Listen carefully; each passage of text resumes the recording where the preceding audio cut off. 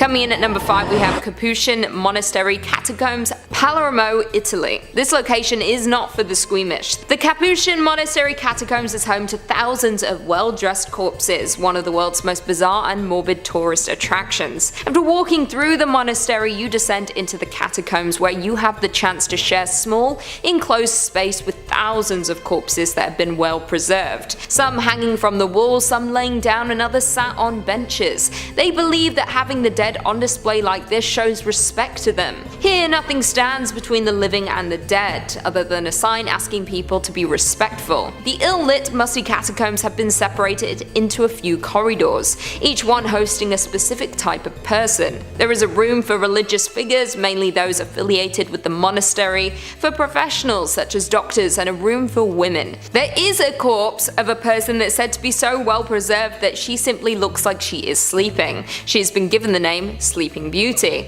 I don't know about you, but that sounds pretty terrifying. It is believed that the particularly dry atmosphere allowed for the natural mummification of the bodies. Initially, priests would lay the dead on shelves and allow them to drip until they were completely depleted of bodily fluids. A full year later, the dried out corpse would be rinsed with vinegar before being redressed in their best attire and sent to their proper room to stand for eternity. Who knows how many of their spirits still roam the catacombs with no way out? It's not a question I want to find the answer to. In at number 4 we have Black Swan Hotel in York, England. The city of York was built back in 71 AD and was founded between 8000 and 7000 BC. First inhabited by Romans, then Vikings, it has a long history, making it the perfect place for ghosts and spirits to roam. Some have even claimed that it is the most haunted city in the world. Just one of the many haunted locations in York is the Black Swan pub. It was built for William Bowes, a merchant and sheriff of York, in 1417, who also became Lord Mayor in 1428. There are few unusual features and stories surrounding the pub. There is a passageway that was built under the building. It is unclear why this was built, but there have been rumours it once led to the church. It has since been sealed off, but you can still see the stairs leading down under the building and a hallway leading off into the distance. The pub was used as a horse refuge during World War II, and there are even stories of men coming to the pub to auction off their wives during 1884. Through the history of the building, there have been a few spirits who have decided to stick around. One of the regulars is a workman in a bowler hat who regularly fidgets and tuts, as if he is waiting for someone to arrive. He is often seen walking from room to room or waiting at the bar before fading away. No one knows who this spirit is, but it is believed he has been here since 1850, when bowler hats were introduced. Some say he resembles Charlie Chaplin. But he is not the only spirit who inhabits the pub, also frequently seen as a young woman in a long white dress. She stands at the bar in the back room gazing into the fireplace. You can see the grief in the woman's face. She appears to be dealing with some kind of loss. This is just one of the many haunted buildings around York, so travel here at your own risk. In at number 3 we have the Alaskan Hotel in Alaska. Built in 1913 during the gold rush, the Alaskan Hotel is the oldest hotel in the area. The hotel was built to be a luxury experience for those passing by, as they advertised as a pocket version of the finest hostelry on the west coast. The high fashion and glitz were a paltry concealment for the legal prostitution and sale of illicit substances that went on there throughout its history. The hotel overcame many issues that it faced since opening, one being the 1980 imposition of bone-dry prohibition. They turned their bar into a cafe serving soda while also running a speakeasy like most of the previous bars at the time. The Alaskan Hotel was a brothel twice in her history, first legally and second not legal in 1977, which was shut down by the fire marshal. There is one main soul who inhabits the Alaskan Hotel today, and that is a gold miner's wife. She lived at the hotel while waiting for him to return. When he did not return, she began to support herself through prostitution. But then he did return. When he returned to his wife, he was furious with what she had been doing and then murdered her in the hotel. There have since been a number of sightings of her at the hotel. She is said to be very angry and restless. When she is around, the air goes cold, and some have reported hearing footsteps wandering the halls. Some even hear crying coming from the walls, but it is unclear where the noise is coming from. There is also a number of abandoned mines located near the town, so if you're looking for ghosts, this is the place to be. Coming in at number 2, we have City of the Dead, North Ossetia, Russia. Not many people have been to the City of the Dead. It is a dangerous and long journey to reach the village. There are also myths and legends warning that those who do reach the city never return. Reaching this mystifying destination requires a 3-hour drive, taking you down a dangerous and hidden road. It is located in North Ossetia in Russia. If you do manage to reach the city, you will come across many white huts that look like houses. However, they are not. These are actually stone crypts. It is said that in the 18th century a plague hit the city, leaving no one behind. The clans built quarantine houses for the sick. They would bring the food but not the freedom to move about until death claimed their lives. The even sadder side is that people who did not have family to build the hut or bring them food simply went to the large graveyard and simply waited for death. It was a very slow and painful way to go. For those who dare to visit the city, a little well was created outside of each home. If you drop a coin in the well and you hear it hit the stone at the bottom, then the person who died here went to heaven. If you do not hear a noise, then this indicates that the spirit did not pass on and may still be in the village. My advice would be, don't visit this city. We don't need an 18th century disease. And lastly, in at number 1, we have Craig the Rock Castle in Victoria, British Columbia. What first appears to be a beautiful castle is actually a haunted home with a tragic past. The Craig the Rock Castle was built in the 1800s as a home for a wealthy family, coal industrialist Robert Dunsmuir and his wife Joan. It was built over 2,300 meters and comprises 39 rooms. However, Robert died 17 months before the construction was completed. The original architect of the castle, Warren Haywood Williams, also unfortunately died before the finalization of the home. His son James and Alexander decided to finish the castle after their father's death. Robert's death caused a lot of trouble within the family. His sons James and Alex were disappointed that their father's business and assets had been left to their mother. They claimed that they had an oral agreement from their father that they would receive the family business. For the following years, they tried countlessly to get the family business from their mother, and after 7 years they finally received the title to the San Francisco Company. Feeling financially stable, Alex finally married his partner of 20 years, Josephine. However, their marriage only lasted 6 weeks as he died on their honeymoon in New York. When he died, the family was torn apart once more over his will. Joan and James fought for years, going to the highest court level. They did not speak during the legal battle, and then finally Joan passed away in 1908 in Craigdorroch Castle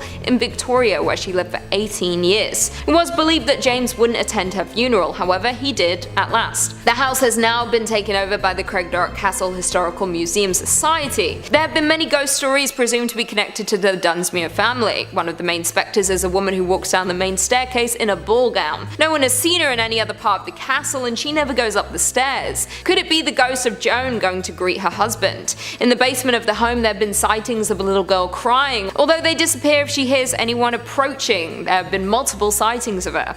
She is believed to be the youngest daughter of Robert, who died just months after he did. As well as these sightings, there have also been other weird goings on around the castle. Often people hear the crying of a child from various parts of the castle. Objects would also move on their own when no one was around. Some can also hear a piano being played in the dining room when no one is present, but there is no piano in the castle. It seems there are many ghosts of the Dunsmuir family within the castle walls who don't want to leave their home. Coming in at number 5, we have Arundel Asylum in Ararat, Victoria, Australia.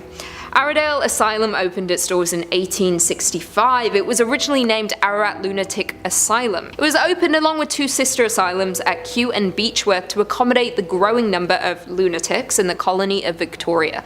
The asylum was built as a town within a town, with its own market, gardens, orchard, vineyards, piggery, and other stock kept on the ground. As nice as that sounds, those kept there were called inmates rather than patients, and their treatment was not kind. Many people were sent to the asylum for different reasons, mostly those struggling with mental health, and others dumped there for petty reasons. It was home to many men, women, and also children. Both electric shock therapy and the lobotomy were performed en masse at Arundel. Death was another factor that contributed to the dark history that cloaks Arundel. It is estimated that at least 13,000 deaths occurred throughout Arundel's many buildings during its 130 years of operation, meaning that up to a third of patients who entered the hospitals never came out. It is considered Australia's most haunted building to this day. There is currently only one tour operator allowed to go into the building. People who have visited the building have a lot of similar stories about various hauntings. Many experience a bitter taste in their mouth while visiting one of the offices. When this was looked into, it is revealed that one of the head doctors poisoned himself in that very room. Others felt a weird tingling in one side or all over their her body while in the electric shock therapy room. Some see faces or shadows, others hear screams or banging. There is not much to be known about the people who died within the walls or who might remain, making it a very dangerous haunted location to any visitor. Coming in at number 4 we have the Bangara Fort, India. The ruins of a fort city built in the 17th century, Bangara Fort consists of fort walls, bazaars, havelis, royal palaces and numerous temples, with 3 grand stories you can explore. But do not be fooled by the beauty of these ruins, as they are ranked as the most haunted fort in India. The place is considered to be so haunted, entry is restricted after sunset, so if you're wanting to explore you will have to do it in the safety of the sunlight. It is known that there is a curse that hangs over the fort, put there by Singhir, someone who is well versed in black magic. He fell in love with the Princess Ratnavati, known far and wide for her beauty and kindness. Knowing he did not stand a chance with her, he enchanted her perfume so that when she used it she would fall deeply in love with him. The princess found out about this and threw the bottle. As it flew through the air it turned into a boulder and crushed Singhir. He was crushed under its weight, but before he died he cursed the princess, her family and the entire village. The next year a battle was fought between the forces of Bangara and Ajabgarh, which led to the death of Ratnavati and most of the army. This was believed to be a result of the curse. It was due to this curse that no one in the village or fort could be reborn. It is forever condemned to desolation and is inhabited by ghosts. If any villager tries to build a roof, it apparently mysteriously collapses. The curse is said to have trapped the souls of those lost within the desolate fort. The guards keep watch to ensure no one enters after dark. It is not a safe place to be when the spirits awake at night. Coming in at number 3, Castle of Good Hope in South Africa. This oldest colonial building in South Africa, the Castle of Good Hope, is a pentagonal fortress built by Dutch colonialists in the 17th century. The well-known landmark is central to the history of Cape Town, having served as the seat of government and military operations for 2 centuries. The first ghost was spotted in 1915 when the apparition of a tall gentleman was seen jumping off the side of one of the castle walls and then walking between the bastions Leerdam and Orange. The other famous ghost who walked the grounds was the Lady in Grey. It is not known exactly who she is, but she would be seen hysterically crying into her hands and running around the castle. She used to be seen frequently by those on the grounds. However, during one of those renovations of the castle, the remains of a woman were uncovered and removed. Since these were removed, the woman has not been seen. It seems she was waiting for her remains to be found. Maybe her death was a sinister attack covered up and her body was lost until that day. The castle today has 3 museums and often tours of the old buildings. Be careful if you visit though, as it appears the spirits who have existed there were not happy ones. Coming in at number 2, Hellfire Club in Ireland. The Hellfire Club was a hunting lodge built in 1925 for William Connolly, an Irish parliamentary speaker. The stones of the buildings are from ancient passage tombs said to have angered the devil, which first associated the site with the supernatural. The lodge reportedly became a gathering place for a small group of Dublin elites who met for debauchery and devil worship. Its ruins sit atop the summit of Montpellier Hill in the foothills of the Dublin Mountains. Most who stumble upon the Hellfire Club today will assume it is nothing more than an old derelict building, but it has a long past full of horrific tales. Tales of animal sacrifice, black masses, cloven-hoofed men and murder are linked to the structure. The most popular tales tells of a visit by a satanic creature, in the form of a man who was only discovered when one of the players dropped a card and on picking it up noticed the guest had cloven feet. On his discovery the creature disappeared in a ball of flames. One well-known ghost at the club is that of a young lady. It is said that she crossed paths with the club during one of their dark meetings. She was then thrown into a barrel, set on fire and rolled down the hill for fun. Her spirit stayed, possibly to warn others not to enter and meet the same fate. And finally, coming in at number 1, we have Poveglia Island in Italy. Poveglia is a small island located between Venice and Lido in the Venetian lagoon, northern Italy. A small canal divides the island into 2 separate parts. The island first appeared in the historical record in 421. In the 14th century, Venetians infected by the bubonic plague were sent here to die, and when they died, they were burned on giant pyres. The site was also used as a mental asylum during the 1800s, where patients were experimented on and tortured. If you ask any of the locals, they will all agree that the island is cursed with unhealthy spirits. Voices and screams can often be heard, and visitors see dark figures. Many visitors say they begin to feel an oppressive, evil feeling as soon as they step on the island. Currently, the island is abandoned. No one steps foot on it for any reason. Even if you did want to visit, you would struggle to find anyone willing to take you. The locals know the island to be evil and refuse to get anywhere close to it. Fishermen even avoid fishing in the area surrounding the island out of fear of accidentally finding and disturbing human remains. It's probably for the the best that you don't visit this haunted location unless you're really determined, but that never ends well in horror movies. Coming in at number 5, we have Isle of Wight in England. Located off the south coast of England, it's known for its beaches and seafront promenades such as sandy Shanklin Beach and south-facing Ventnor Beach, which is dotted with vintage beach huts. The Isle of Wight is reputed to be one of the spookiest places in the UK and is often referred to by enthusiasts as Ghost Island. Ventnor Botanic's Ghostly Gardens is known for its beautiful plants, but also as the most haunted place on the Isle of Wight. Long before it became the tourist attraction it is today, the Ventnor Botanic Gardens used to be the location of the Royal National Hospital, where patients were treated for the deadly killer disease tuberculosis. Over the years, thousands unfortunately died at the hospital until it was finally closed and demolished in 1969. Since the building was demolished and the gardens created, there have been many ghostly sightings. Some guests have seen a woman dressed in a patient gown walking around the gardens, although you can never get close enough to speak with her. Others have encountered a nurse walking up and down the gardens as if she is checking in on patients. There are several remnants of the old hospital still remaining, including a dark Victorian refuse tunnel which leads out from the gardens to the edge of the cliff. The Lighthouse at St. Catherine's Point is a spectacular place to watch storms work their way across the English Channel, and on clear nights gives a perfect view of the stars and Milky Way, making it a popular spot for night photography. But you may find more than just keen photographers on a late night visit. There are many spooky tales surrounding the lighthouse, which is located near the village of Nitton on the south of the Isle of Wight. These range from ghost animal sightings to unexpected footsteps and vanishing items. There was a tragedy that happened at the lighthouse during World War II while 3 watchers were on duty. A bomb was dropped, killing all 3 of the guards. A plaque was placed in their memory, but it is said that they still keep watch at the lighthouse, which is now fully automated. There are several other haunted locations on the Isle, all with their own stories and ghosts. Would you want to make a trip to discover all of them? Coming in at number 4, we have the Paris Catacombs in France. The Paris Catacombs are underground ossuaries in Paris, France. An ossuary is a chest, box, building, well, or site made to serve as the final resting place of human skeletal remains. They are frequently used where burial space is scarce. A body is first buried in a temporary grave, then after some years the skeletal remains are removed and placed in an ossuary.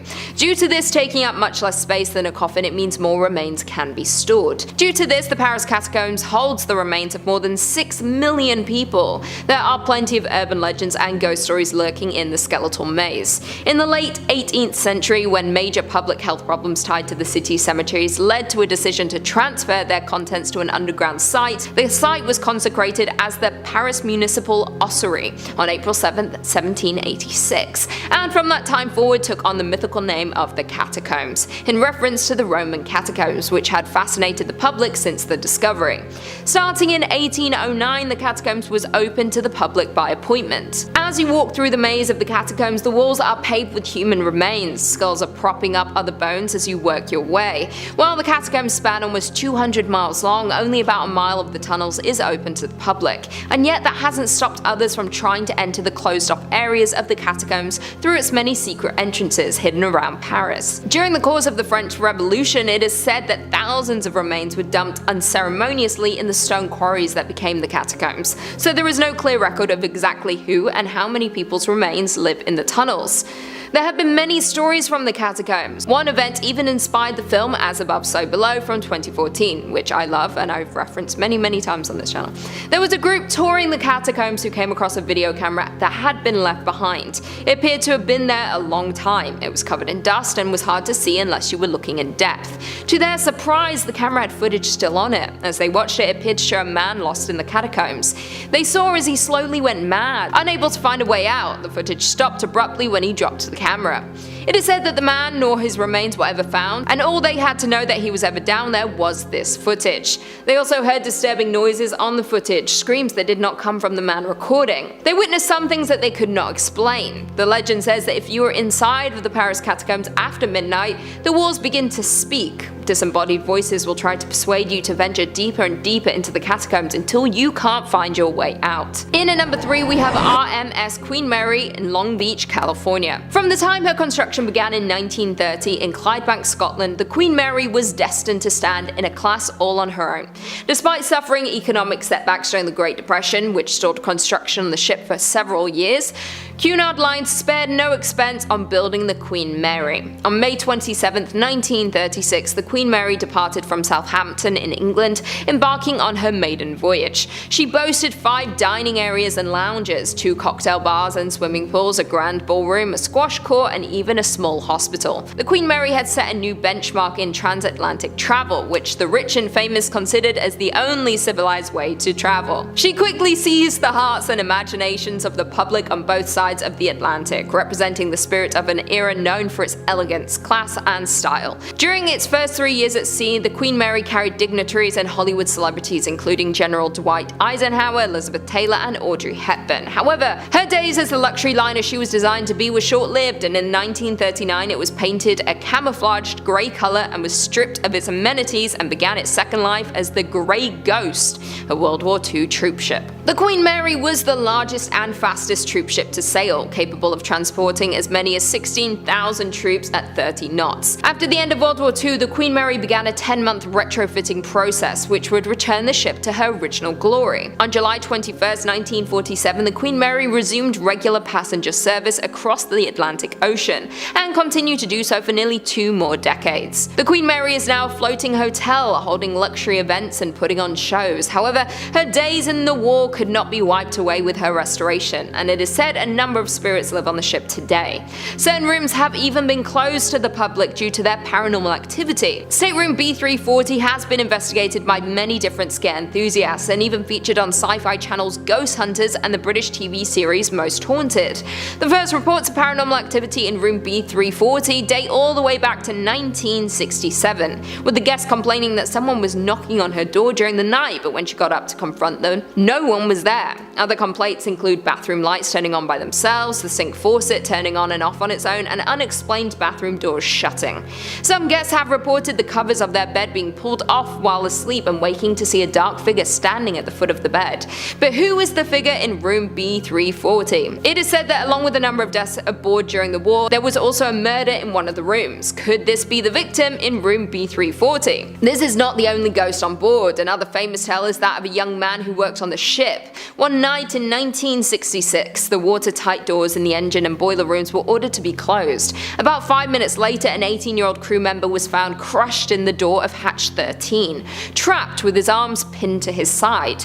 They pulled him out and rushed him to hospital, but it was already too late. His ghost is regularly seen around the area now, with people reporting the sound of someone running behind them and whistling. Others have noticed that spots of grease that look like fingerprints appeared on their faces. Some have seen a figure of a bearded man in blue overalls that looks just like the man who died out the corner of their eyes, and several others have said that they saw an engineer wandering the hallways asking if guests had seen his wrench, but when they went back to find him, he had disappeared. Coming in at number 2, we have Eastern State Penitentiary in Philadelphia. This menacing Gothic-style prison opened in Philadelphia in 1829 and became the first in the US to implement solitary confinement, a widely debated practice. It was seen as an experiment on how this practice could be used around the world. Spectators from around the world marveled at its grand architecture. Once built, it was the most expensive construction in the United States at the time. It was a cruel attempt to reform prisoners, the idea being that solitude would lead to penance. Critics, on the other hand, believed it incited emotional anguish comparable to physical torture. They must have found it to be a successful experiment, with the prison replicated in several other states and in Europe. Prisoners were kept in small brick rooms with only one slither of light coming from above. They had no windows or any other type of stimulant while in there. They would receive daily contact from the warden and overseers. If they did have to be moved around the building, a hood was placed over their heads so that they would not have a glimpse of the outside world. They saw this as a system of reform rather than punishment.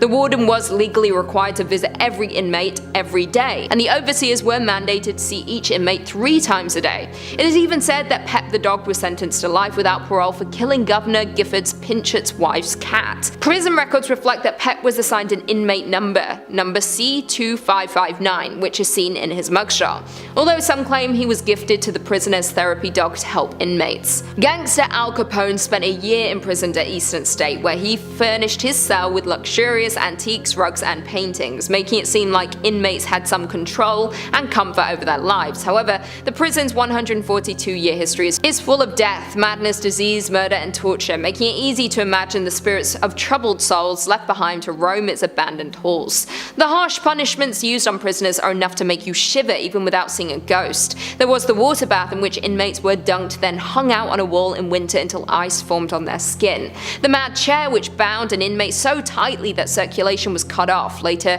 necessitating amputations. The iron gag, in which an inmate's hands were tied from the back and strapped to an iron collar in their mouths so that any movement caused the tongue to tear and bleed profusely. Since the prison closed in 1971, dozens of paranormal researchers visit every year and report that it's a hub of otherworldly activity. Perhaps most convincingly, there are the stories of eerie experiences by visitors, staff, guards and inmates that have corroborated each other since the 1940s. Cell Block 12 is known for echoing voices and cackling, Cell Block 6 for shadowy figures darting along the walls, Cell Block 4 for visions of ghostly faces. Many people have reported seeing a silhouette of a guard in one of the towers, footsteps, wails, whispers, the same stories over and over again. And lastly, in at number 1 we have the Shanghai tunnels in Portland, Oregon. Located below Portland, Oregon are a complex maze of tunnels that lead all over the city. These tunnels were created and used for Shanghaiing. Shanghaiing was the practice of stealing able-bodied men and then selling them onto the ship captains for the purpose of work. These men were sold for as little as $50 a head and often spent many years in captivity at sea. These poor men were then forced to work on ships bound for the Orient with no pay. According to legend, as well as some historical data, men were shanghaied in Portland from roughly 1850 to 1941. Things were supposedly at their worst during Prohibition. The Shanghai tunnels, or Portland Underground, consist of tunnel passages linking Portland's Old Town, Chinatown, to the central downtown area of Portland. The basements of many downtown bars and hotels were linked to the Willamette River waterfront through the tunnels, allowing supplies to be moved from ships docked there directly to basements for storage. Since the mid-19th century, stories have been told about Shanghai practices in Portland. Not only men, but also women were warned to take care against being drugged or kidnapped and hauled off for sale. Women were stolen and sold to men also, but not for shipping labor at the same value as men. The middlemen would wait at the bar for an able-looking man to take the seat next to him. He would attempt to gain his trust, buy him a drink and then drug him. Once drugged, they would drop the man down the trapdoors located in the bar. Once in the tunnels, they were locked in specially designed prison cells and held captive until they were shipped off as slave laborers. During Prohibition, it is said that the bars moved their operations underground, as well as making it easier than ever for unsuspecting victims to be shanghaied. It is said that around 1,500 people were kidnapped a year through the tunnels, and various stories have been told. The locals often dispute that the tunnels were used for this reason. Others believe in the stories and evidence found in the tunnels. Not only were these people held prisoner in the tunnels until their sale, some even died as a result of the conditions underground. The tunnels are said to be haunted by the aggrieved spirits of the captives who died in the dark recesses beneath the city. Those who have toured the tunnels have heard running in the distance, screams coming from all directions, and sometimes even crying from deep within the tunnels. With such a dark past, it is no surprise the locals deny any of this happening and may have even covered up the details. Coming in at number 5, we have Gibraltar Point Lighthouse in Canada. The lighthouse was built in 1808 to guide ships to Toronto's harbour from what was then a sandy peninsula until it was decommissioned in 1958. The lighthouse is the oldest one left on the Great Lakes and the second oldest in Canada. The lighthouse was there during the Battle of York in 1813 when American ships invaded the town of York, which culminated with the burning of the Parliament buildings. The British retaliated later in the War of 1812 and burned the White House down. During the war, the first lighthouse keeper, J.P. Reidmuller, a German immigrant to Upper Canada, kept watch at Gibraltar Point for enemy ships and friendly vessels returning to a safe harbour. Reidmuller disappeared under mysterious circumstances on January 2, 1815. The story is told that some soldiers were enjoying his homemade beer. Once drunk, they attacked Reidmuller. They then cut him up and buried him in the nearby area. No reason is known for the attack.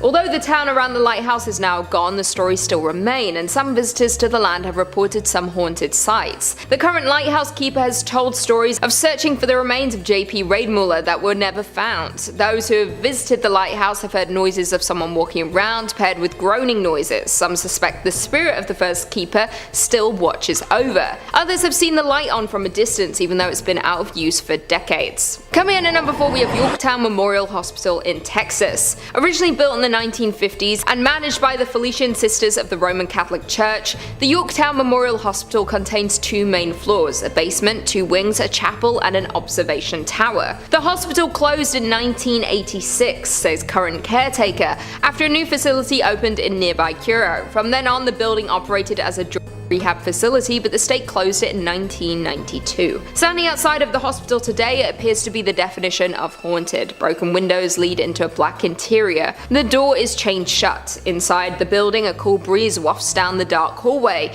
Leaves press against dusty windows and wasps crawl along the walls. Rumor has it that hundreds of patients died there due to malpractice. Since its closure, it sat there becoming a more derelict and terrifying place to enter. Naturally, it has acquired a lasting reputation for ghosts. There are stories of patients killed by neglect or surgical mistake, and the ghost of the surgeon who is often held responsible. If you decide to enter the building and make your way to the chapel, you might come across the old surgeon. It is said he appears like a dark shadow with red eyes. If anyone tries to read anything from the Bible within the chapel, he will make screaming noises in an attempt to get you to stop. A passerby also told the story of how they looked through the chain doors at the front of the building and they saw a young man looking back at him. His skin was white and he had a bullet wound in the middle of his head with the leftover dried blood running down his face. He was startled and jumped back when he saw this. On second look, the ghost had disappeared. Everyone who visits has a number of different experiences. It is unknown just how many spirits belong here. There are many unexplained cold spots and others have feelings of dread coming and going while they walk around. The second floor is known to be home to the spirit of the nuns who originally owned the building. For some reason, they have a distaste for men with tattoos.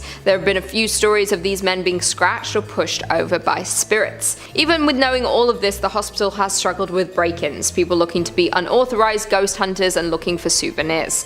If you are looking to venture into the unknown, you can pay $500 for an overnight investigation. In at number 3, we have Myrtle's Plantation in St. Francisville, Louisiana. The plantation was built in 1796. The house is reportedly built over an Indian burial ground, which is never a good sign. The original owner and architect of the Myrtle's Plantation was General David Bradford. He purchased 600 acres of land and built an 8-bedroom home on the property, naming it Laurel Ridge. When David died, his property was passed down to his daughter Sarah and her new husband Clark. Clark wanted to expand the plantation and therefore planted about 650 acres of indigo and cotton. They owned slaves who took care of the land and cared for their children. There is a story told of one girl named Chloe. Clark was having an affair with Chloe against her wishes. She was scared to come forward and tell Sarah as she feared being sent to the fields. One day she was attempting to eavesdrop on Sarah and Clark when she was found. As punishment, they cut off one of her ears. Chloe wanted revenge for the way she had been treated, so she bakes a birthday cake for the family with oleander.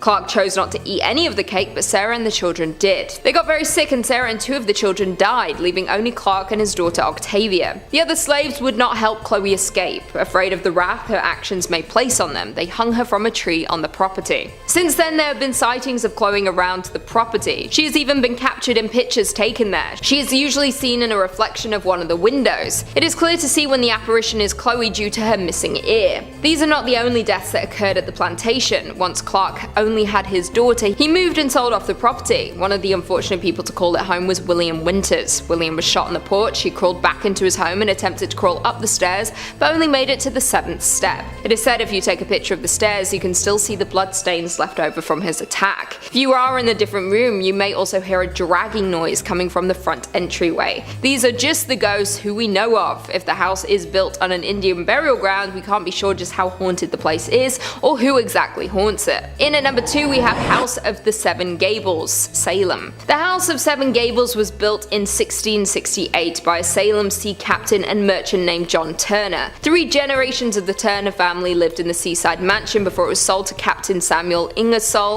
in 1782. An active captain during the Great Age of Sail, Ingersoll died at sea, leaving the property to his daughter Susanna, cousin of famed author Nathaniel Hawthorne. The house is known for being one of the key locations during the Salem witch trials. In 1692, the first woman was accused of witchcraft. Her name was Sarah Good. It was said that just before her death, she cursed the priest, saying, "I am no more a witch than you are a wizard, and if you take my life, God will give you blood to drink." Some say that this cursed not only the priest, but the land. Her story was recently turned into a 3-part trilogy, Fear Street, where her last name was changed to Fear. Since then, it was believed that the area was cursed and hauntings continued to plague the town. Of course, Sarah was not the only woman who had this horrible fate. 30 other women were found found guilty of witchcraft and others suffered while being accused. They even locked away a 5-year-old girl, Sarah's daughter, for 6 months while deciding if she was guilty. There is no doubt that the land has known suffering and many tortured souls died here. There have been reports of disembodied voices around the house. One man reported that during his visit to the house he felt the presence of a woman. She got closer to him and he heard a whisper of shh in his ear. There's also been many reports of people seeing figures in the distance around the property. If you attempt to approach these figures, they will disappear, meaning you can never get close to them. The house is now a museum for the witch trials as well as the life of Nathaniel Hawthorne. They offer ghost tours so you can learn more about the horrors that happened here. And finally, coming in at number 1, we have Rolling Hills Asylum in New York. Rolling Hills Asylum was actually a poorhouse for those in need. Often resembling a reformatory, a poorhouse often housed orphan children, families, destitutes, elderly, physically handicapped, mentally unstable, morally corrupt, and even criminals. These institutions were situated on the grounds of a poor farm on which able-bodied residents were required to work. Such farms were common in the United States in the 19th and early 20th centuries. These sites were often run by the local government. On December 4, 1826, the Genesee County Board of Supervisors met in Bethany for the purpose of establishing a county poorhouse. A brick building, originally a stagecoach tavern, was expanded to create the housing. A statement was put out to the community outlining who was eligible. Anyone seen as destitute was ordered to move to the poorhouse. This meant mixing the elderly and homeless families with the criminally insane. They invited lunatics and drunkards to live and work on the farm. It was a self-sufficient community and the cost of living for each resident was very low. Residents were referred to as inmates no matter why they were there. Everyone was viewed as the same once there. The able-bodied would build, raise animals, or try to sell produce to the local communities. As they grew, they opened a bakery and wood shop, which created and sold coffins. The county would bury those who had no family, and records indicate there was once a cemetery located on the property, but the particulars are almost non-existent. These people were neglected and forgotten by society. It's unknown how many people died here, but it is believed to be a few thousand.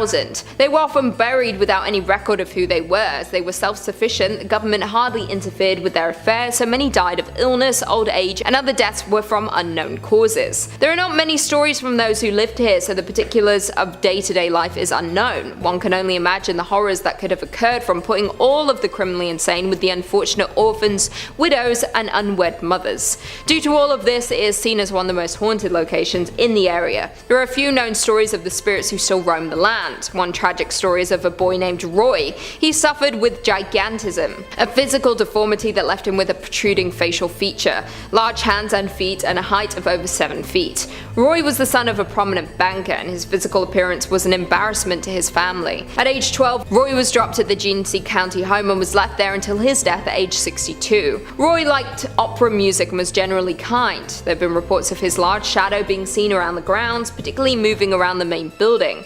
It is believed he likes to watch through the windows of what is going on with the area today. Not all spirits who live here are as friendly as Roy. There was once a nurse believed to be called Emmy, who was believed to have performed satanic rituals, inviting not only new spirits to roam the land but also keep any that tried to leave attached to it. She herself was said to be cruel and wicked. It is said when she is in your presence you will feel a weight on your chest and an uneasy feeling. We'll never know just how many spirits are stuck here or the horrors they might have faced. Number 5 on this list is Goody Cole. Now Goody Cole is a little interesting because today she is not a physical witch but the ghost of her former witch-like self. Back in the 1600s in Hampton in the United States, Goody Cole lived with her older husband at the time. Once 1656 rolled around though, she didn't live with him anymore. Goody Cole was arrested and found guilty of witchcraft. It was said that she had a mumbling habit, looked extremely witch-like, and also had some animal-related deaths tracked back to her in what would have been used for apparent rituals. It was also said that she was capable of turning herself into an animal and would often do so to disguise herself and trick others. When she was arrested, she was treated extremely poorly, often tortured, starved, and this whole process went on for years. After 6 years of this, she petitioned to be released so that she could support her husband who was close to death at the time. The court agreed that they would let her do this, but she had to pay a sizable fee that she obviously didn't have access to because she was in jail. Her husband eventually died alone without the support of his wife, something that was said to eat at Goody's conscience continually. Now the manner of Goody Cole's death is sort of up in the air. Some say that she was stabbed with a stake for being a witch, others say that she was finally released but she was so old that she died in her home alone soon after, whereas some people say that she just died in prison. But one thing's for certain, Goody Cole was so unhappy with the people of Hampton actually that she never left. Many people in the area have reported in the older parts of town that they still see a dark, shadowy figure resembling an old woman. A phantom all in white that stalks people through the streets and can be seen in the windows looking down upon you as you walk through the city. People believe that this witch won't cause you any harm,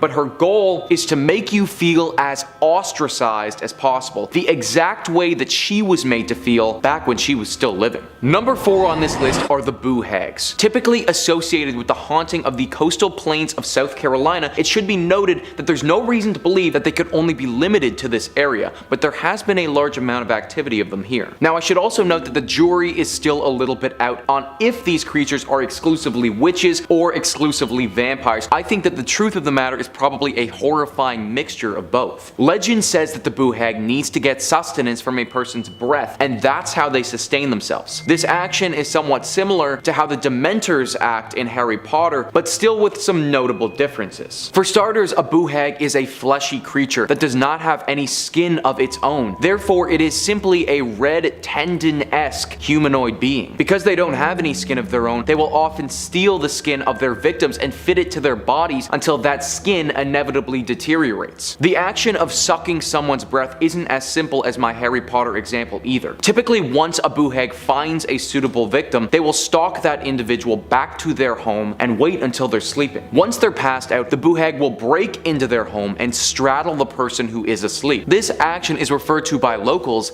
as a riding from a boo hag. Now, if the person wakes during this process and struggles, they will steal your skin and leave you for dead, but oftentimes you don't even realize that this is happening to you. They will suck your energy and it will put you into a deep catatonic-like state. After they've gotten their necessary energy, they'll leave you alone, and you'll wake the next morning feeling drowsy, most likely, not even realizing that you were ridden from a boo hag. Number 3 on this list is the White Witch of the Rose Hall Plantation in Jamaica. The Rose Hall Plantation is near Montego Bay. However, the witch in question is the ghost of a witch named Annie Palmer, and Annie Palmer wasn't from Jamaica at all. In fact, Annie Palmer spent most of her life in Haiti. She was born there and lived there with her parents for quite some time until they sadly passed away due to yellow fever. Afterwards, she was adopted by a witch who wasn't shy in passing her gifts on to young Annie. Regularly practicing witchcraft and voodoo, Annie soon became a strong witch in her own right. After she grew up, she moved to Jamaica and married John Palmer, taking his last name. Now this is where things get a little bit crazy though. Annie murdered John Palmer. Then she got married again and murdered that husband. And then she got married again and murdered that husband. You'd think that these guys would have recognized that marrying Annie might not have been the best idea, but I guess love just conquers all. Annie didn't stop with her husbands though. She murdered countless slaves that worked on that plantation. This was right up until she was murdered herself by a slave named Taku. The people back then attempted to perform a voodoo ritual on this witch, not wanting to have her ever return again. However, it didn't work the way that they intended it to. The voodoo ritual actually trapped her at this location, and now she's said to be forever haunting the Rose Hall on Montego Bay. People have seen her ghost before, and they've heard screaming coming from nothing. The vision of a woman in white will appear sometimes, and it is said that if you stay at this plantation too long, then some deep misfortune will fall upon you or your family. So beware. Number 2 on this list is Jenny Greenteeth. Jenny Greenteeth is a witch in British folklore that is said to haunt the waters of Lancashire, Cheshire, and Shropshire. I know, it's a lot of shires. Jenny is a river witch and lives in the rivers of these areas looking for victims to drag down with her. As you'd imagine, with a name like Greenteeth, her appearance is pretty grotesque. Green algae-like hair, a wrinkled witchy face, skin that is the same color as a bog, and a weird fleshy exterior. Jenny is certainly not a looker. But I suppose it doesn't matter a whole lot, as she uses the swamp like water and pond scum to mask her appearance so you can't see her beneath the filth. The origin of Jenny Greenteeth is still up for debate, but the bare bones of the tale are pretty consistent. Jenny was a girl in a local British town who was the victim to some heavy bullying. One day when she was at her job getting water from the well, somebody yelled at her that they hope she falls in and dies. Well, that's exactly what happened. Her spirit manifested as Jenny Greenteeth, this old hag who now haunts the waters in this area. Jenny is not simply a harmless witch either. She preys on people. Specifically specifically children that get too close to the water. Sometimes she will try to lure them towards the riverbank by calling out to them or singing a tune where no one can figure out where it's coming from. Now this tactic is one that we've talked about on this channel before with the Utah water babies and is very successful. She lunges her hand out and grabs them, dragging them into the water where they will drown and never be seen again. This water witch is known by all the locals in the area, with everyone having some slightly different adaptations to the legend. General consensus though, if you hear someone singing from the rivers of Britain,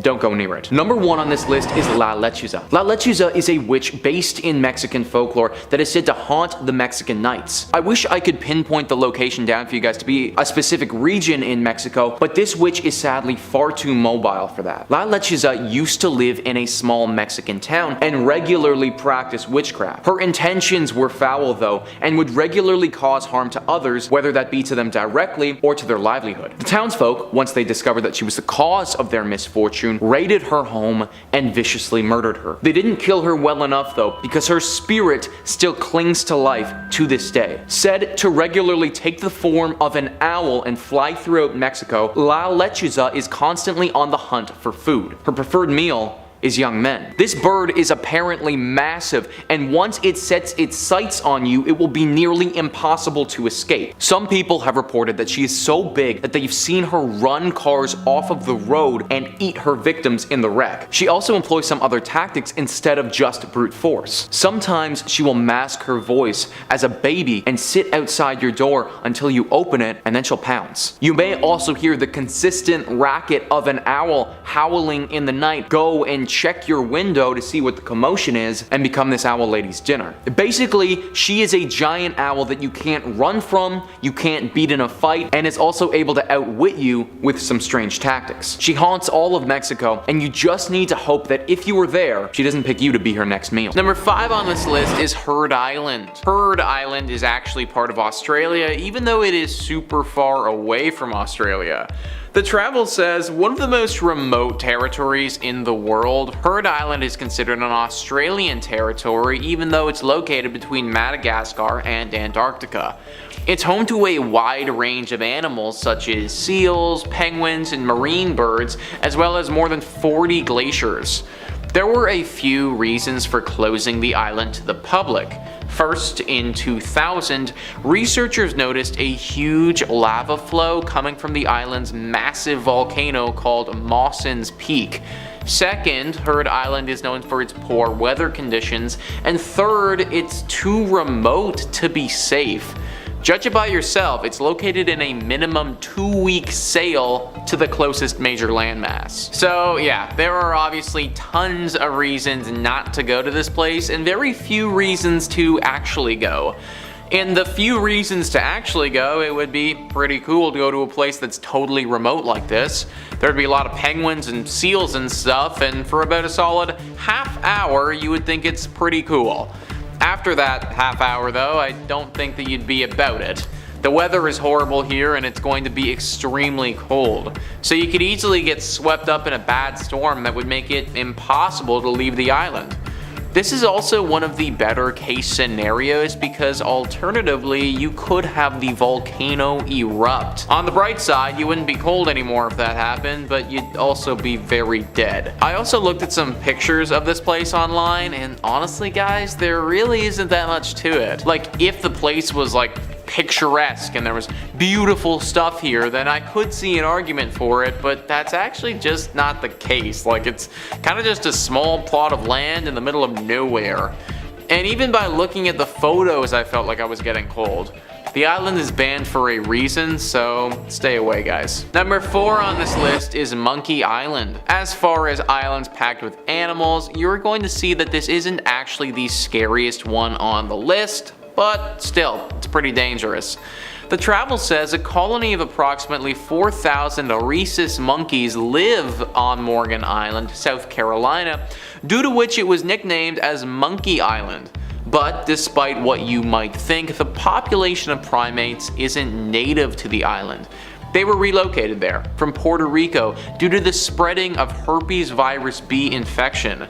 Before it happened, the island was uninhabited. These days, people are prohibited by law to visit the island for their own safety as well as the safety of the monkeys. Only a handful of researchers from the National Institute of Allergy and Infectious Diseases can go there. So herpes virus B is very dangerous, guys. A lot of people think herpes and think of cold sores and, well, not a major deal, but herpes virus B, that is a very rare infection that can lead to permanent brain damage or death if you don't seek doctor's help immediately. So basically, this island is filled with a bunch of monkeys who, by themselves, could be very dangerous because they could attack us at any time, but also a lot of these monkeys happen to carry a very dangerous infection. So for good reason, the government has completely banned people from going. If you care about your health and safety, you should listen to them. Number 3 on this list is Snake Island. So we had Monkey Island, now this is Snake Island. Just the name Snake Island sounds scary as hell. Sounds like something that you'd hear about in a Scooby-Doo novel, let alone in real life. AZ Animals says, Ilha da Quimera Grande is home to Bothrops insularis. It's also known as the golden lancehead viper. This snake is a relative of the mainland's deadliest snake, the fer de lance. This snake is very noteworthy because it exists only on Snake Island. There's no other place on Earth that you can find this animal. The prevailing theory is that this species became trapped on the island after the last ice age ended over 11,000 years ago. Rising seawater immersed the land, connecting Snake Island to the mainland. The golden lancehead is very distinct. The snake has a light yellow and light brown color, especially on its underside. Also, this snake shares the same unique head as the fer de lance, a long head with a point at the nose that resembles a lance's blade. The golden lancehead snake is one of the most venomous snakes in South America. The mortality rate for people that get anti-venom is believed to be up to 3%, and that number skyrockets if you don't get treatment. Even if the individual does not die, they will suffer severe damage to their body. The venom of a golden lancehead is hemotoxic. That means it attacks red blood cells and can cause all sorts of different physical problems. If a golden lancehead bites you, you will suffer from pain, internal bleeding, necrosis of muscle tissue, possible hemorrhages in the brain, and way too many other symptoms. There's a very famous story associated with this island where a lighthouse keeper and his family went here, and when people went to go check up on them a bit later, they were all dead from snake bites. Then a few other people tried to go here and they all died from snake bites too. Apparently this island is so dense with snakes that wherever you go, you have a high chance of getting bit. For people's safety, they obviously had to shut it down to the public. Number 2 on this list is Mezgori. This banned location is in Russia, and if you go here, you are probably never coming back out again. The Travel says, being the largest country in the world, Russia is certainly full of surprises. Has a lot of mysterious sites, ghost towns, and other special places. Like, for example, Mezgori in the Republic of Bashkortostan. It's a closed town hidden somewhere in the southern Ural Mountains. To keep off anyone who wants to penetrate into the town or even come close to it, it's encircled by 2 battalions. It's not 100% clear what this area is and why it's surrounded, but it's got a lot of secrecy. According to most believable reports, it's a nuclear missile site that allegedly has automatic missiles that can be controlled remotely. But since government officials don't comment anything on it, we still can't be sure what's going on there. Man, you already know that if you go anywhere close to this secret Russian base, that it is guaranteed to be the last thing you do. Also, people are just guessing it's nukes, but it honestly could be something way worse than that too. Like, this could totally be some evil human crossbreeding mutation lab or something like that. Or a place where they're just developing like super secret advanced weaponry that's just too crazy to comprehend. Whatever they are truly doing here, none of us will ever be allowed to find out because it is thoroughly off limits. And number 1 on this list is Poveglia. Poveglia is an island in Italy that has seen its fair share of death and tragedy. Mental Floss says Poveglia in Italy is deserted today, but it's been said that over the years 160,000 people have lived and died there. The Venetian island became a quarantine station in 1793, and for 2 decades it was a place for potential victims of the bubonic plague. So many people died there that up to 50% of the island's soil is said to contain human remains. The quarantine station closed in 1814, but Poveglia's dark history didn't end there. A mental hospital opened at the site in the 1920s, and it quickly developed a reputation for its inhumane treatment of patients. The hospital closed after a few decades, and today the overgrown island is largely closed off to visitors except for the occasional ghost hunters. Think about how much death has happened here.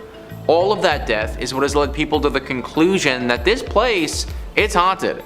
And not just a little bit haunted, like I am talking deeply haunted. I mean, half the time that you take a step, you're gonna be walking over someone's dead body. This is just bound to be a spot of paranormal activity. The government has rightfully shut this place down.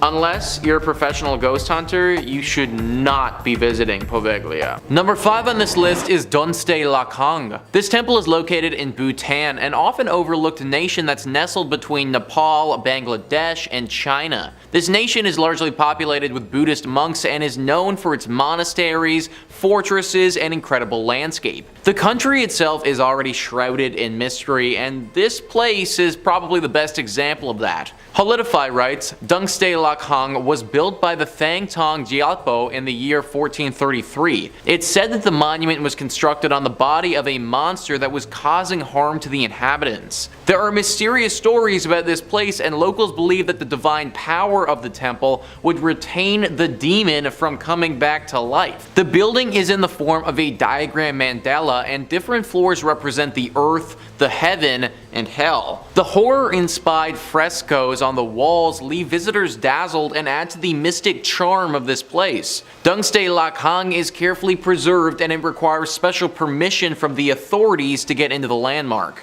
Any place that's guarded heavily like this and not allowing the public, plus it has deep ties to the devil and hell, obviously needs to make the list. Also, the entire legend surrounding it, where it was built on the body of a monster, already adds to the mystery surrounding this spot. Stories have come out of this place, with some of the very few people who have been inside of it being met with spiritual visitors. Potentially, this strange temple is actually a portal of sorts to connect us of the living world to those of the dead. It's impossible to say, but it also doesn't help that the authorities won't let us in to explore it. If you do manage to find a way inside, then you'll need to bring a flashlight though. There's no lights in this place at all, and it's said to be completely dark on the inside, which just adds to the mystery again. Number 4 on this list is the Plain of the Jars. Located in Laos, this site is definitely a weird one. A bunch of stone jars, 2,000 of them to be exact, all scattered throughout the fields of this hilly terrain. These jars are very sizable and made of pure rock. In fact, the word jars is pretty generous because it's basically just a bunch of rocks with holes on the top of them. What they're used for, who put them here, and how they got here though are all a big mystery. Maybe the most interesting thing about these jars is the story with World War II. In World War II, the site in question was heavily bombed. One would imagine that some stones with holes in them would be obliterated from a heavy barrage of bombs, but they weren't. In fact, it didn't look like they took any damage at all. Some people believe this is because these jars have a deep spiritual connection to them. This lends itself to the origin of these jars, where people think that they were used for some interesting sacrificial rituals. Granted, some other people believe that they were used to make wine. A bunch of jars to sacrifice people, or a bunch of jars to get drunk off of. I guess you guys be the judge. Number 3 on this list is the Ryukyu Islands. These islands are a chain of islands that are located off of Japan. The islands, although they're very beautiful and have some amazing scenery, aren't really mysterious in their own right. It's what's located in the water beneath them though that has a lot of mystery and lore surrounding it. Under the water of the Ryukyu Islands are what many believe to be an Atlantis-like city.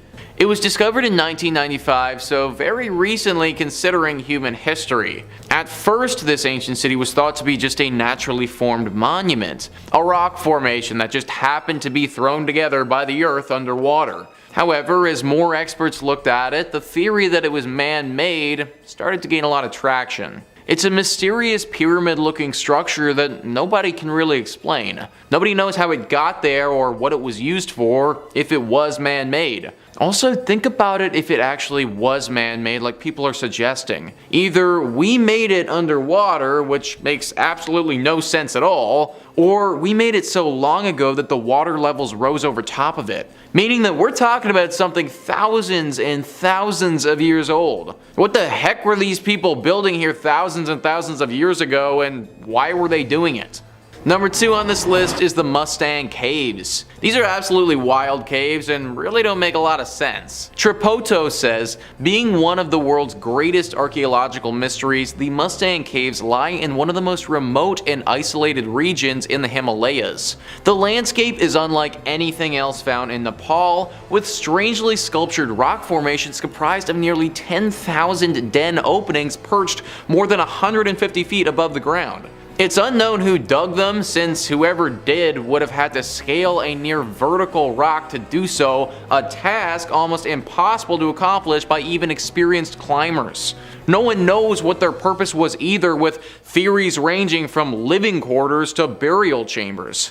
A visit to this mysterious spot will definitely leave you amazed and equally confused. These caves literally make zero sense, guys. It is straight up a cave inside of a mountain. Like, how on earth do you get to that place on the mountain of the cliff face to begin with, and then once you're there, how do you dig a massive hole to get these caves? Explorers have found mummified bodies in these caves before that can be dated back to 3,000 years ago. That is a long time ago when people wouldn't have presumably had the technology capable of constructing things like this. There's also been a lot of sculptures, paintings, and other things found in these caves. However, none of what has been found indicates which group is responsible for making these things in the first place. They also don't know why they're there either. It's possible that these were just burial sites, but it also seems like overkill to build these cliff caves for just something like that. Others have speculated that these spots are used to practice advanced tantric yoga, or back in the day, perform some sort of ancient rituals. It's likely that we won't ever know the full purpose. And number 1 on this list is Fengdu. Fengdu, or better known as the City of Ghosts, is one of the most spiritually connected places in the world. Atlas Obscura says, the city has been around for nearly 2,000 years, filling it with a spooky sense of the past. Its origin story begins back in the Han Dynasty, when 2 officials decided to run away to the area and live out their lives, where they eventually, the story goes, became immortal. Yin and Wang, the names of the officials, were combined during a later dynasty to mean King of the Underworld. Most of the popular landmarks in the City of Ghosts have names that reference the afterlife. Last Glance at Home Tower, Nothing to be Done Bridge, Ghost Torturing Pass. Covering the sites are statues and other artistic depictions of ghosts and devils, terrifying works that represent what happens to those who haven't lived good lives after theirs is taken from them. Less popular, but no less fascinating, is the theme park haunted house made to represent the terrors within the afterlife, complete with neon paint and vendors hawking scream masks alongside an alleyway. The giant face seen in the hill is called the Ghost King, and it holds the Guinness World Records title as the biggest sculpture carved on a rock. At 138 meters tall and about 217 meters wide, the Ghost King can be seen from all around the city. It's believed that every single person who dies must pass through this city before reaching the full afterlife. In this city are 3 tests for these souls. Wikipedia says that first they must pass the Bridge of Helplessness. This stone bridge was built during the Ming Dynasty and is a test for good and evil. It has 3 arches and only the middle one is used for testing people. There are different protocols for crossing the bridge depending on sex, age, marital status. At the bridge, demons allow or forbid passage. The good are allowed to pass, while the evil will be pushed to the water below. This is now done as a tourist attraction, and performers characterized as demons momentarily stop tourists on the bridge but finally allow them access. Then the dead must proceed to Ghost Torturing Pass, where they present themselves for judgment before Yanlao Wang. This is the second test. In this area there are large sculptures of demons. The third test is done at the entrance of Tianzi Palace, where the dead must stand on a certain stone on 1 foot for 3 minutes. According to legend, a virtuous person will be able to do it, while an evil person will fail and be condemned to hell. Clearly a super mysterious spot that you probably weren't supposed to see until you die. In at number 5 we have Develi's Cave. Develi's Cave is one of the most famous and well-known haunted caves in the world, and tourists and locals visit often to try and come in contact with the paranormal spirits that haunt the cave. It's located in Penteli, a mountain to the north of Athens, Greece, and has been around since the 5th century. Back then it was used as a marble quarry by the builders of the Acropolis, and the cave was actually discovered by accident during work for the extraction of marble. During the Middle Ages it was used by Orthodox Christian hermits, and later on a small church was built at the entrance of the cave, featuring an unusual double layout, one part devoted to Saint Spiridon and one to Saint Nicholas. It was used as a place of worship for the followers of Pan and the nymphs. It is also believed to have been, and still could possibly be, used by other religious groups, mainly occultists. The cave got its name from a belief that an infamous 19th century thief and robber named Develi used the cave as a hideout, and legend has it that he hid his treasures inside the cave, and over the years many people have come to try and find his fortune. Many times throughout history the cave has been used as a shelter for civilians, and in 1977 construction work started on the cave, and it's unclear who was behind it. Many believe it might have been the works of the government wanting to use the cave and surrounding areas for the US and Greek army. The cave has been associated with various paranormal activity and ghost sightings since the ancient times, this being the main reason it's being used for a place of worship. The mystical character of the cave continues to fascinate people to this day, and dozens of urban legends are connected to the cave. There are numerous tales of people experiencing strange and abnormal activity that has taken place in and around the cave. Stories tell of electronics that stop working, water flowing the wrong way, and disappearances of explorers who enter the cave to never emerge again. Also, details such as a small handprint near the entrance furthers the mystery of this place. In at number 4, the Necromantian. The Necromantian was an ancient Greek temple built and dedicated to the god and goddess of the underworld. The Necromantian was an ancient Greek temple built and dedicated to the god and goddess of the underworld, Hades and Persephone. According to tradition, it was located on the banks of Acheron River in Epirus, near the ancient city of Ephria. This site was believed to be the door to Hades, the realm of the dead. The word Necromantian means oracle of the dead, and the faithful came here to talk to their dead ancestors. Other temples were known to house oracles of the dead, but the Necromantian of Ephira was the most important.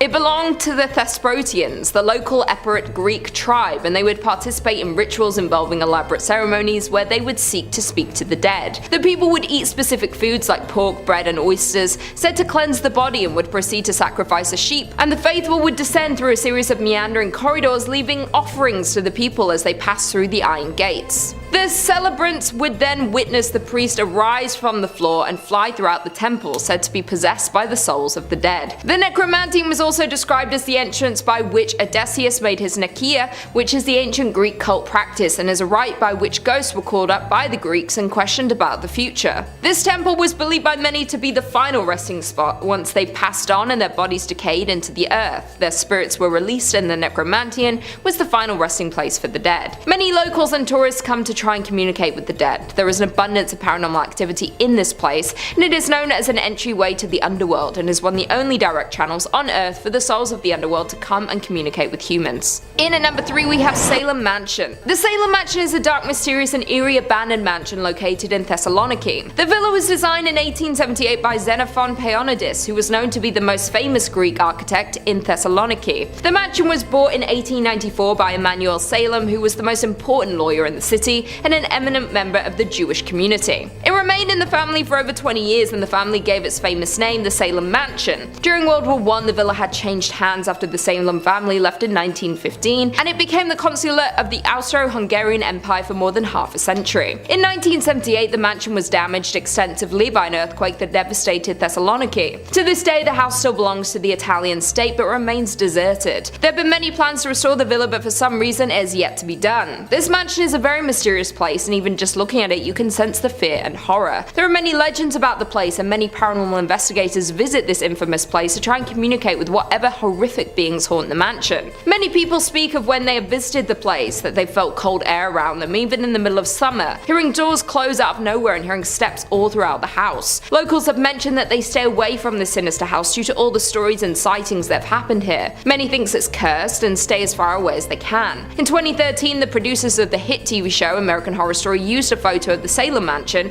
for one of the posters promoting the new season because of its haunting appearance. None of the people working on the series ever mentioned the home being in Greece, and the series of the show, Coven, revolves around a group of witches and is set in New Orleans, so many believe this house is located in the United States. If you're brave enough to visit the Salem Mansion, you have to go all the way to Greece. In at number 2 we have Kontos Mansion. The Kontos Mansion was built in 1900 for Nicholas Kontos, who was the Russian consul for Greece and lived there with his wife and 4 children. The mansion is located beside the ocean in the small village of Ano Lahonia Pelion. Nicholas was one of the most powerful men in central Greece at the time and was widely known in the Phassala area, and they owned homes in other places like Volos and Athens. The popular urban legend that surrounds the house is that it's haunted after the death of the Kontos family, who were supposedly poisoned by a dead lizard that had fallen into a jug of milk. It was later found out that the children in the family died in their early teens of tuberculosis, but the urban legend is reinforced by the funerary monument in the cemetery of Volos, which presents a table with a decanter and 3 chairs around it, each inscribed with each name of the children and the age they passed, but they all said they all died at a very young age. No one really knows the truth, so the rumors of this cursed mansion continue to this day. Another legend believes that many war soldiers also haunt the mansion. During World War II, the mansion was occupied by the Nazis, who used it as headquarters where Greek warriors were interrogated and tortured. There were many Greeks who were tortured and executed in the villa's basement. This mysterious mansion has many different stories, and these are reinforced because many other families who lived in the mansion after the Kontos fell into a lot of misfortune, as well as people who worked on the home. Many of the past owners reported hearing spine-chilling screams and cries, causing none of them to stay too long. Some of the workers who helped renovate the villa never saw end results, as many of them unexpectedly died before finishing. Many locals tend to stay away from the haunted mansion, but many tourists come to experience the haunting for themselves. But this mansion is one of many in Greece that have multiple ghost sightings inside and is truly terrifying. To this day, the Kontos Mansion stands empty and abandoned, which makes this place even scarier. And finally, in at number 1 we have Villa Kalogis. The Villa Kalogis is located in the Rafina area of Attica, which was owned by Pericles Kalogis, who was a very wealthy but disturbed man. The villa was named after him, and he stayed in the large mansion with his wife and family. The legend says that in 1910 Pericles took the life of his wife before taking his own life, and some versions tell the story of him taking the life of his whole family before taking his own life in the family home. So there are many stories of Pericles and his family haunting the home, and many have seen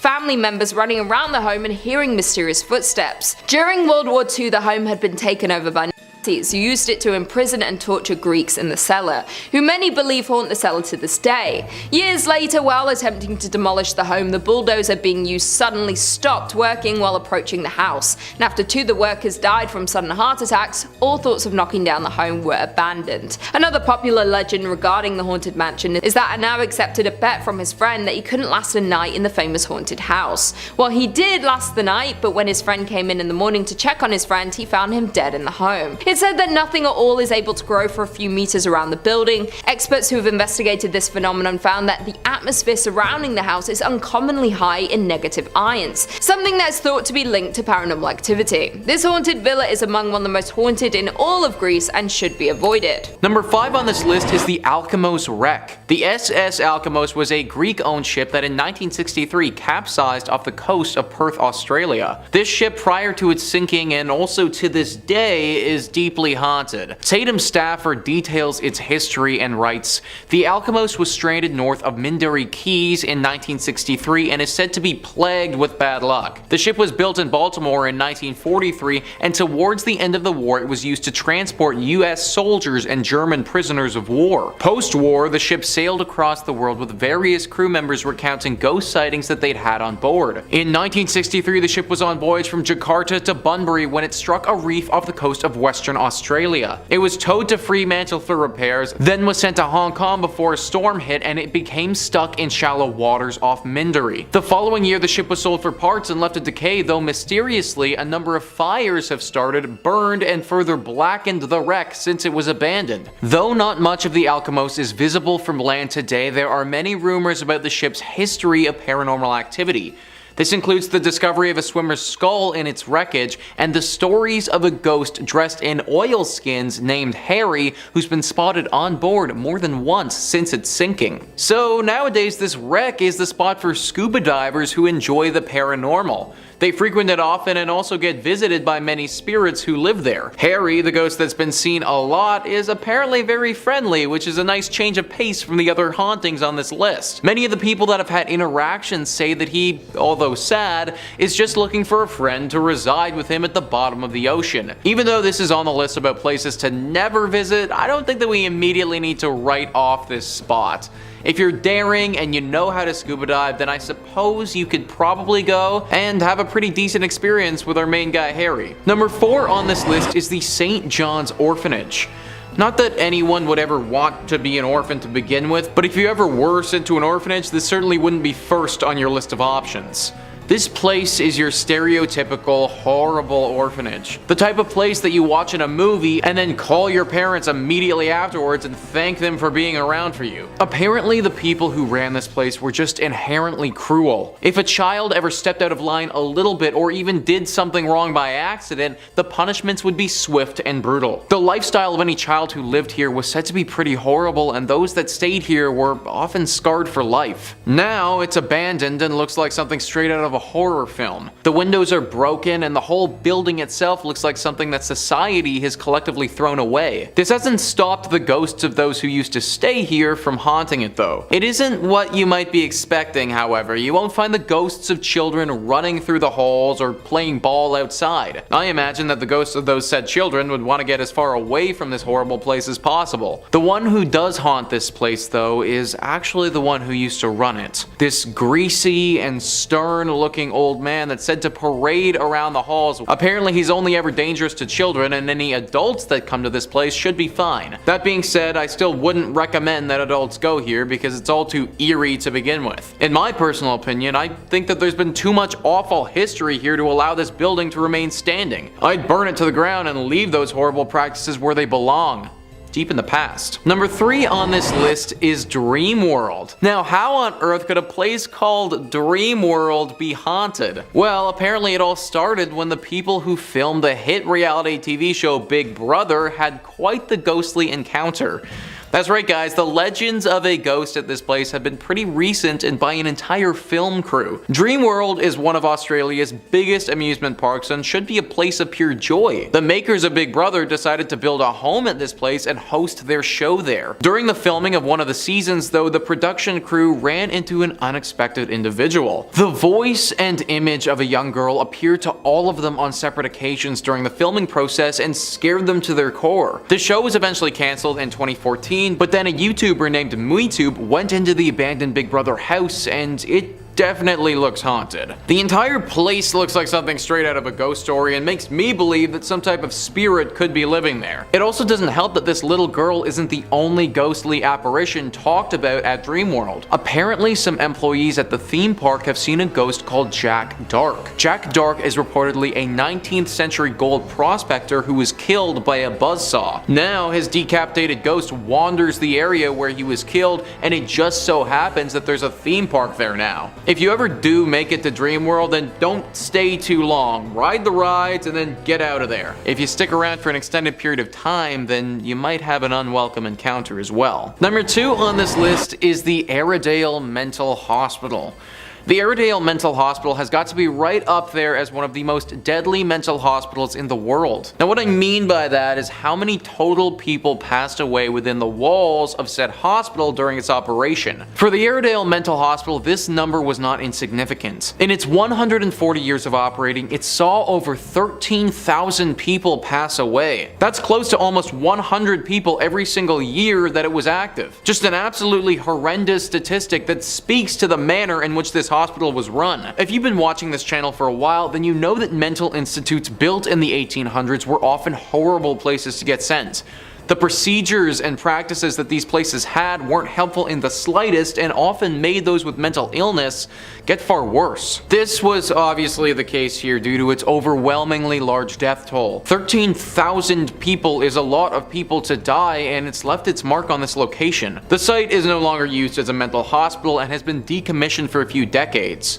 Now, it's just a spot for ghost tours. Not a tour I recommend that you take, but if you do, you can expect to hear some loud screams, doors shutting without anyone around them, and temperature changes that just don't make any sense. Some rooms are more haunted than others, and there's one specific bedroom where tons of those 13,000 people died that's just brimming with bad spiritual energy. In a few rare cases, there have been instances where people have left the tour with scratches on their bodies that they don't even remember receiving. I understand the appeal if you're someone who loves the paranormal, but I just don't think that it's worth it considering all the negative juju that surrounds this deadly hospital. And finally, number 1 on this list is the Fremantle Prison. The Fremantle Prison is a former Australian prison that has quite the name for itself. This place was known for housing the most dangerous and the most deadly prisoners in Australia's history. Once again, Tatum Stafford writes, originally known as the convict establishment, the Fremantle Prison was built by convicts between 1852